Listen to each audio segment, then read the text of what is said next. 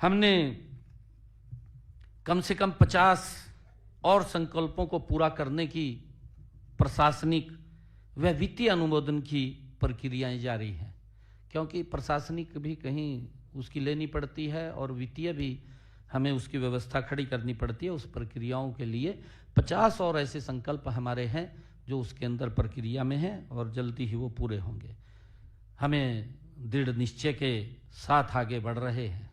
हमारी पूरी सरकार मजबूती से आगे बढ़ रही है। इन सभी संकल्पों को हमारी सरकार मजबूती से पूरा करेगी। एक वाक्य मुझे ध्यान आ रहा है कि आंधी तूफान बिजली बरखा, आंधी तूफान बिजली बरखा, धूप घटा कम रोकेगी, मजबूती से पांव उठे तो कोई मंजिल दूर नहीं।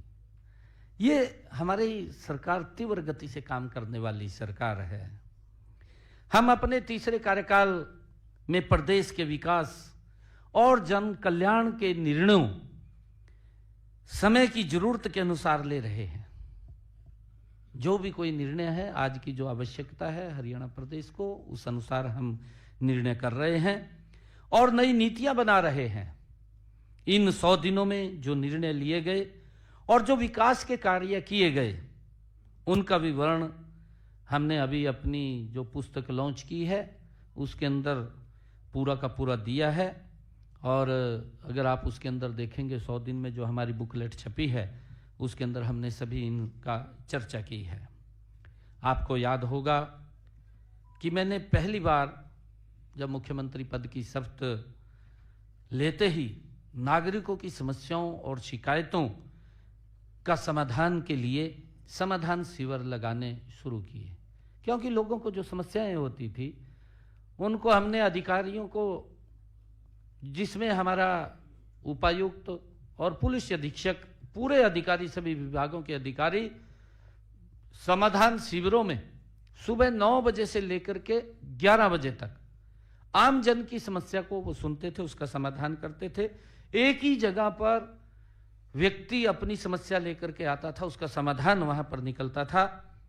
सभी अधिकारी वहां सुनवाई करते थे। मुझे खुशी है कि उन समाधान शिविरों में 75,000 लोगों को, 75,000 से भी अधिक जो उनकी शिकायतें थी, उन लोगों को उसके समाधान निकले हैं, उसका समाधान किया गया है। ये मुझे खुशी है।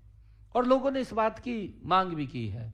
लोग ये बात बोलते थे कि जो आपने समाधान शिविर चालू किए हैं ये चालू रहें, इसको बंद ना करें। ये लोगों की इच्छा के ऊपर है, क्योंकि हमारी ये तीसरे टर्म की सरकार ये आम जन के प्रति जवाबदेही।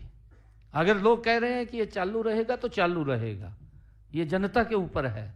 जनता जो चाहेगी वैसा हम अपने इन कार्यों को आगे बढ़ाते रहेंगे।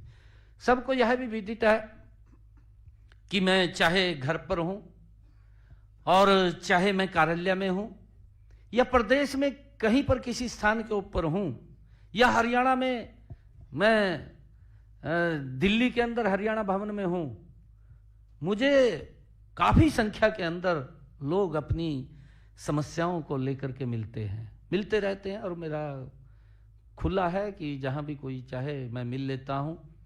और कई बार अगर कोई व्यक्ति रास्ते में भी हाथ दे ले, भाई रुक जा, तो मैं रुक जाता हूं, वहां भी रुक जाता हूं।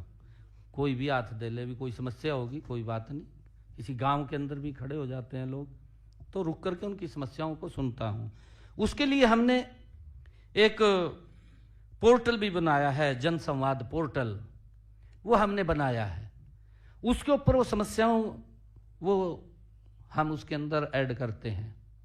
मुझे खुशी है कि हमने पिछले 100 दिनों में उस जन संवाद पोर्टल के ऊपर भी 45,000 शिकायतों का समाधान किया है। जो जन संवाद पोर्टल हमने बनाया कि लोगों की समस्याएं आती हैं। कई समस्याएं ऐसी होती हैं कि कोई लिटिगेशन की है, कोई किसी कारण से और है, या कोई टेक्निकल कोई दिक्कत है, उसके कारण से उसमें दिक्कत आती है, नहीं तो दिक्कत नहीं आती, उसका तुरंत समाधान होता है। 45,000 हमने इस जन संवाद पोर्टल के माध्यम से भी उन शिकायतों का निवारण किया है। मैं बताना चाहूंगा कि हमने माननीय प्रधानमंत्री नरेंद्र मोदी जी के सबका साथ, सबका विकास के मूल मंत्र पर चलते हुए गरीब से गरीब व्यक्ति के उत्थान का काम जारी हमारी सरकार रखेगी। जिसे आज गरीब कहा जाता है, उसे विकसित भारत की सच्ची शक्ति वो इस देश की है। जिसको गरीब कहा जाता है वही विकसित भारत की सच्ची शक्ति है। और उसकी भावनाओं को और उनके आवश्यकताओं को ये सरकार प्राथमिकता के आधार के ऊपर पूरा कर रही है। इसी भावना से मैंने पहले दिन ही ठोस कदम उठाए हैं।